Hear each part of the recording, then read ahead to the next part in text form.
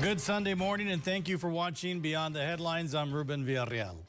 The United Independent School District is without its top leader. In a unanimous vote last Saturday, the UISD board decided to put Superintendent David Gonzalez on administrative leave with pay. The special United ISD board meeting, during the meeting, they discussed what will happen with Superintendent David Gonzalez after allegations of sexual harassment surfaced this past week. The board was recommended to appoint 3 administrators, Laida Benavides, Rebecca Morales, and Mike Garza, in charge during the superintendent's leave. Gonzalez will have no additional payments or stipend. Gonzalez's attorney says this case had been investigated a decade ago. Contacted any experts at all. I'm going off of the memory of Mr. Gonzalez. He specifically, ever since these allegations were made by this lady 12 or 13 years ago, he purposely tries not to run across her. If there's any place where he happens to see her, he just says hello and passes right on. So if there's a meeting that she wants to have, and she called for this meeting, not him, he insisted it be by phone. Okay. So the phone was scheduled, a conversation was held, but the conversation that's on that recording is not the conversation that he recalls. Okay. So all we can say is at this time that we cannot authenticate that video. We can't confirm that that's an accurate recording at all. So that would be your... A third-party investigation will take place. They should have results in the next week, the next few weeks, that is. That's where we begin this morning. Let me introduce you to our panel. And we have KGNS News Director Jerry Garza, KGNS anchor and investigative reporter Mindy Caso, KGNS General Manager Luis Villarreal, and we have a special guest this morning, UISD board member Javier Montemayor. Javier, thank you for joining us. Good morning. Good morning. First question, Javier. This investigation, the lawyer made reference to, David's lawyer made reference to the fact that they have not been able to authenticate this recording. Is that going to be part of this investigation by the third party? I believe it is. As you know, this recording was blasted all over social media. The board had received the allegations in the form of a grievance package, including this audio recording, and it was immediately sent over to conduct an investigation. We hope that this investigation will be concluded in the next 2 to 3 weeks. We're hoping it's a quick turnaround, and the audio is the subject of that investigation. It's a primary piece of the investigation because it relates back to the allegations that were made in 2011 and 2012, which are, from what I understood, they were investigated. From what I understood, they were closed. But now this comes out and it talks about everything that happened back then, and it sheds a different light on it, if you will. And so the board is concerned, the community is concerned, and that's why we decided to go out for an investigation. Let me ask you this. You brought up the topic of the audio, and in the audio, it's a long conversation, relatively long conversation, and it alludes to, again, what you talked about, what happened 10 years ago, or back then, and I think it was 2012 was what they had talked about. But there's also some things in the audio, as it talks about, in an attempt to try to cover it up during the superintendent hiring process, things like that. Is any one more serious to you than the other, or are you going to be just looking at the whole thing? They're all serious in my mind, in my thinking. That's what triggers a concern because of talk about quid pro quo, talks about you do this and I'll protect you from here on out. There's talks about employees. If it is a genuine recording, there are some serious concerns that we need to address. I believe David's lawyer has alluded to perhaps AI, or it's an altered audio. I'm going to leave that to the investigators to affirm. But no, they're all equally concerning in my book, because what happens is that the UISD community, we have to measure the effectiveness from here on out of our leader. We've had principals who have undergone investigations and have been subjected to grievances, and at the end of the day, whether or not they pass the grievance or they're successful in their defense of the grievance, the next issue becomes, is your effectiveness diminished? Can you be an effective leader from here on out? And that is where the focus will end up moving forward on. So. You know, we did talk about a couple of things last week when this was taking place, Javier, and one of them is the question of the timing of this, because again, like, as you alluded, there was an investigation 10 years ago or so. Why is this surfacing now? And if it did surface during the hiring of David as a superintendent, why is this all happening now? That was a question. Do you have any thoughts as to the timing of it? I don't know. You know, I've heard all the different spins on it. It's politics. You know, people don't like Mr. Gonzalez, and so perhaps they're going overboard on throwing this out now.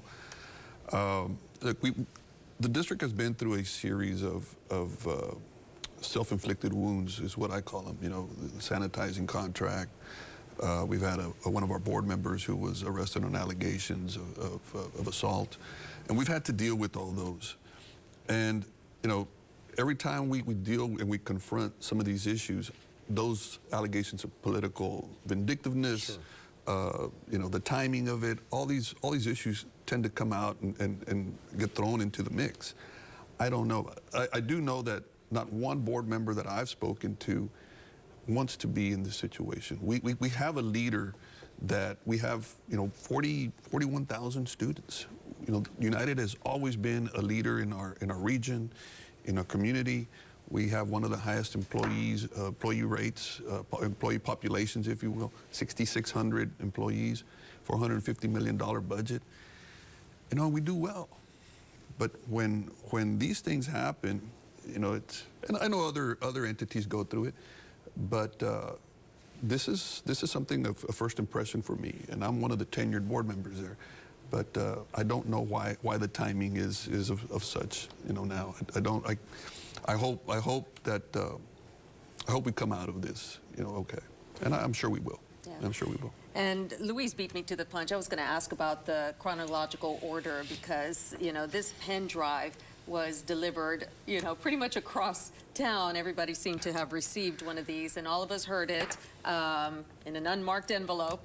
And it was hard to follow because it was going back and forth with timing, you know, 10 years ago, and then this recording. Do we know why this recording actually took place, or why it had been on hold for so long? And not why, while the superintendent hiring was going on 2 years ago. Where was it? Yeah. Where was this something that was just being kept until some future time, or? What I've been able to deduce from all this is during a superintendent hiring process, you name a lone finalist. When you name that lone finalist, there is a 20-day waiting period. And so Mr. Gonzalez was named lone finalist in 2021, and during that 20-day waiting period is when this phone call occurred. It's when it happened. And I think he says it in the audio, you know, I've got 20 days now, you know, they may be calling you, they may be asking you questions. That's what I heard on the audio. I don't want to speak to the truth or faults of the allegations, because there is an ongoing investigation, and I want to make sure everybody has their fair shake here. But that is when it occurred, and why it happened. Was there a need for it to happen? Those are all questions that I have in my mind. Like, why? What was the need for it? I think my final question is, when they allude in the recording that an investigation was looked into based on allegations, of course this was 10 or 11 years ago, and that he alludes to nothing was founded with that. So it was closed. So some kind of investigation was done back then, and there was no findings to it. So does that hold water now? It should. If that's what happened, then all that should carry the day. And I think that's something that the investigators are going to look at. You know, what kind of investigation occurred? Was it a fair investigation? Was it an accurate investigation? Because what we're hearing now is that it kind of, in my mind, it puts a different spin on what happened in 2011. You know, there's some talk in there that is very concerning, not only for me, but I'm sure for the rest of the board. I can't speak for the rest of the board, but for everybody else. Can the superintendent, you mentioned it earlier, can the superintendent effectively lead the district in the future if the allegations turn out not to be, even if it's clear? Do you think that the damage to his reputation or his leadership can survive this? I don't know. Sexual harassment in our workplace takes you know, center stage when it is occurring, and we are we have policies in place to deal with that. If it is affecting the environment, if it's creating a hostile environment or a hostile workplace, or people tend to feel that they're not safe in, you know, not only the students but our teachers and our staff tend to feel that they're not safe in their working environment, then those are things that we need to measure, and the board will decide if he can be. All right, Javier Montemayor, UISD board member, thank you very much, Javier. I appreciate your time. All right, when we come back, a first look at the presidential candidates making up your decision in 2024. This time from the red side of the aisle. We'll discuss who said what and how that's affecting the race next.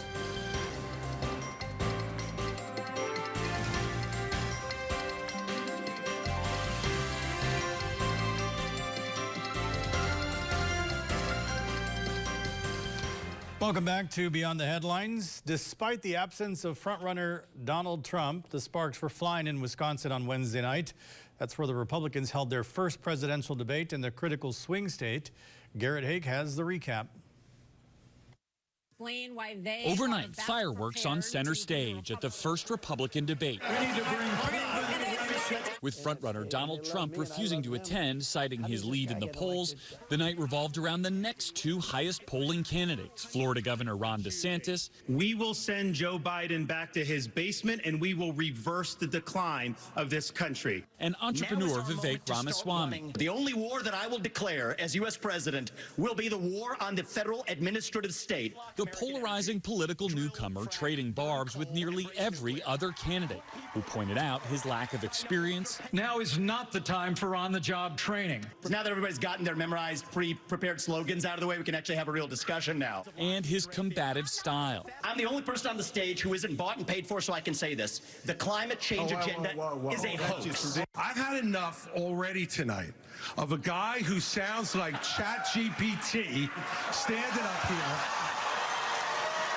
Some of the night's most substantive discussion on the issue of abortion and whether candidates would support a federal ban. I promise you, as President of the United States, the American people will have a champion for life in the Oval Office. Don't make women feel like they have to decide on this issue when you know we don't have 60 Senate votes. Despite his glaring absence in the room, Mr. Trump's presence still felt. Asked if they'd support him as the GOP nominee, even if he were convicted. Eventually, 6 candidates, including DeSantis, saying yes, as the crowd reacted. Though some still seized on his legal and political baggage. The conduct is beneath the office of President of the United States. Former Vice President Mike Pence using the debate to once again defend his actions on January 6th. He asked me to put him over the Constitution, and I chose the Constitution. Would you have approached that question and that point any differently on the stage tonight if Donald Trump had been on it with you? I don't believe I would, and I think it was a missed opportunity for him not to be there. My bet is he might be at the next one. Okay, obviously a lot of fireworks on that night, as we just saw. And so that's where our discussion takes us next this morning. Jerry, you were the one that was glued to this debate, so. I really was. And more than anything, it's just like the way you're glued because you're waiting for a train wreck to happen. I did watch it, and we were talking to a lot of people after it. And then look, the one question is, who do you think won the debate? I don't think anybody won the debate. I can tell you who lost the debate. I can tell you who didn't do damage to themselves. I don't think Chris Christie did very well. I think from the very beginning when he started taking jabs at Vivek and at other people, I think it was, okay, look, we don't want more of the same. I can tell you Mike Pence was trying to be somebody who he's not. I think he was trying to be, he was trying to create a spark, and he's just not the sparky type. He's not the sparky type. He needs the fly on the head. You know, he needs the fly on the head. You know, Nikki Haley came across more as a Democrat to me than a Republican, which I think kind of talks about her maybe being a moderate, which, you know, in a general election might be good, but in a Republican primary, probably not. And I can tell you, I mean, Vivek, I came across as just, to me, very fake. I think he was trying, he knows the persona that needs to be created to attract Republican voters, and that's what he was trying to create. But someone he got to tone down on the makeup. He got to tone down on some stuff, because to me he came across just very, very fake. Ron DeSantis, I don't think won, but I think he didn't do himself damage, which I guess for him is a win. But overall, I think when you're down over 40 points against Donald Trump, you got to start going after him. And they weren't going after him. They were praising him. And I don't know if that's the way you get nominated on the Republican side. And that is, I'm going to miss Sergio on this one, but that to me is the biggest problem is, you know, you're not going to affect Donald Trump's base. You're not, I mean, people, and, you know, the more you talk to people that support Donald Trump, they'll tell you, I don't care if he's in jail, I don't care, you know, it doesn't, there's nothing you can tell me about him that is going to sway me. And so if everybody knows that, because if I know it, I think everybody should know it. I mean, I'm, you know, so these 8 people, if they don't understand that, the only way to beat him is by only having a one-on-one. And again, I go back to Trump himself not thinking about the country first and stepping out, because I think that's what he should do. I think he should step away and for the benefit of the country. You're asking way too much. But I think the same with all of these guys. It's like, if you in fact care so much about the future of our country and you think that so much is hanging on the balance, do you not understand that there is no way that the 8 of you individually can do anything about it? You may be able to do something if you back away. And yes, you've got to make sure that you attack the other 60% of the Republican voters that could possibly vote for you. Well, speaking of Republican voters here locally, the Webb County Republican Party Chair Luis de la Garza spoke out on the recent legal troubles that Donald Trump found himself in. Here's what he had to say. Being on the debate stage he would have been attacked, and therefore he felt that not at this point that does he need to be in the stage, but I'm sure that eventually he will be at the stage to address the American people and what they want and what needs to happen to bring the country back to normality. Well, de la Garza says the local Republican chapter is gearing up for the 2024 election. They will announce soon future meetings and events where Republican supporters can attend. And just back to this whole Donald Trump factor. But the thing is, you don't have to be there. He doesn't have to be there to attack him. Yeah, you can still attack him. You can, and trust me, there's plenty to But I think even within the Republican Party, they haven't figured out, do we attack him or do we not? And it just kind of, the ball keeps, the game keeps changing with every second that passes by. So, you know, and we've talked about a lot about common sense, and people is like, do they not see what everybody else sees? But, you know, I go back to the liberal media, if you want to call it that. I don't even know if that is a correct term, but didn't they learn anything from the lesson of 4 years ago about all the free exposure that they're giving? I mean, they can't help themselves. All the networks, all the cable channels, they're infatuated with everything. Every other, it's Trump this, Trump that, Trump this, Trump that. I mean, he might as well. How does that help? I mean, might as well. I mean, he doesn't have to do anything. And so, I mean, I don't understand it. I mean, and these are people who have admittedly said that they wouldn't want him as a president. Well, stop talking about him. And putting him on TV. You can, because he's the president of the United States who's now been indicted 4 times. How do you ignore that? He's got a mugshot now. I mean, how can you ignore that? Listen, I just don't know. Yeah, and you're watching when he was charged and then going into booking in Fulton County jail. They're waiting for the plane to land. Yeah. Then he's got a motorcade just as big as the president would have. If nothing comes out of these 4 indictments, this is going to be the biggest debacle for the Democratic Party in history. If they are not able to make any of this stick, and he gets cleared on all these things, I don't see how the Democrats recover from this. But here's, and they were talking about that, is look, whatever happens, both sides need to accept. If he's acquitted, he's acquitted. Democrats need to accept that. If he's indicted and charged, the Republicans, and they're not. Neither one is. Neither one will. But look, here's my, and this is what I don't understand from a lot of my Republican friends is, you know, oh, the justice system, he was indicted by a grand jury. Right. You know, this is not the party saying it's a grand jury. People get indicted all the time. The grand jury's evidence is presented by someone, though. By someone, though, but it's still a jury of peers. I understand, but if I only show you the Happy Meal, and you're not going to be talking about chicken. And that's what the trial's for. So, granted, but indictment doesn't mean that the justice system works. But it's part of the justice system, and everybody goes through that. All right. When we come back, we're going to take a look at the one thing our panelists...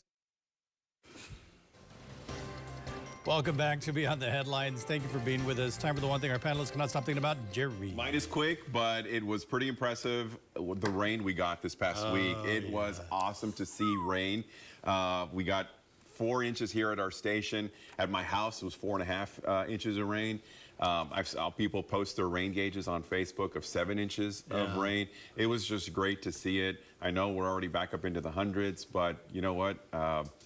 I think we take it because we had gone a very long stretch. And it was without the thunder and lightning. And the damage it was just that. Obviously, there was. Obviously there was problems, but it was just that nice persistent rain. It was just so nice. It was nice. Okay, so I'm going very sappy this time around. Very cute. It's the cute video. This little bird was hatched. It's a rare little. Yes, it's a rare little secretary bird hatch. It was hatched out of the San Antonio Zoo. So this little guy successfully hatched. It marked the first birth of this species in the San Antonio Zoo in 15 years. He's just so cute. Now, it's a secretary bird. It is an endangered species. It does play a vital role in the zoo's conservation efforts. It brought a lot of excitement and hope for the future of this magnificent species. Look how cute it is. A secretary bird? A secretary bird. One of its unique characteristics, you're going to love this, Ruben, because you hate snakes, is that it can kill, once it's grown, this is the mom and the dad, but they can actually kill snakes, black mambas, and cobras because of their beak, and they kick them with their feet. So it's a powerful bird. Check it out at the San Antonio Zoo. It's super cute. Was that they could take notes. Does it take shorthand? Does it take shorthand? Luis? So I can't wait. I was going to wait until next week for this, but it's almost here. Week 0 of college football. Is here. Why are we showing the Aggies? Well, because on September 2nd, they start their season. And, you know, I have to say this. What's been on my mind is I'm not a Cowboy fan. I'm not a Cowboy hater either, but I love... Yeah, you are. No.